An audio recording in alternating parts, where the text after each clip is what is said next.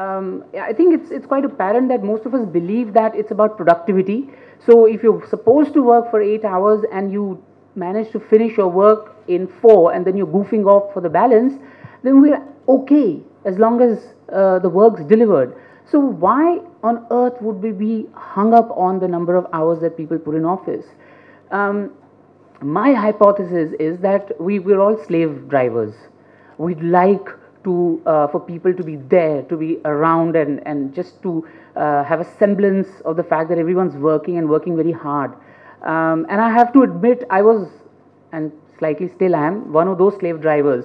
Because if I'm the last one to leave office, I think I'm the hardest working person, and my ego is slightly hurt because I'm the HOD, and everyone's gone home and they've left me behind. So I feel kind of peeved from time to time.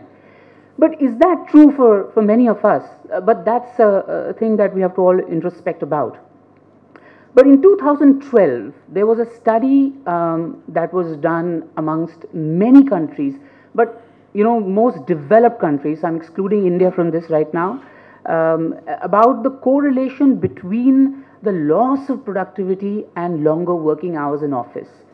And this study interestingly found that there's a huge positive correlation between the decline in productivity with the increase in number of working hours. So it's a proven fact, empirically proved, that the longer you work in office or the longer time you spend in office, your productivity actually goes down. So why would you want to do it anyway? But I mean, are we telling our people what we expect out of them? Is it so difficult to actually convey what is expected?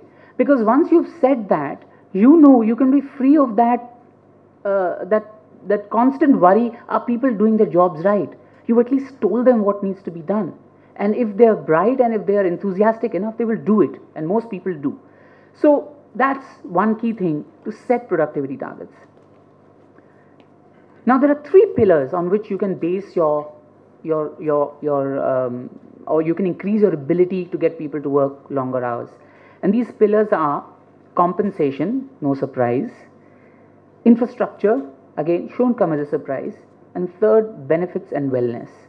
Please read up on the law, because in India we have laws around how many hours you actually allow people to, or you can get people to work in office, beyond which you actually shouldn't. What are the reports you must send to the labor office and the legal authorities about people working longer hours? And if you have the level of staff where you have to pay overtime to people, if they're working longer hours, then you must. Because adhering to law is the first step of creating a good work ethic.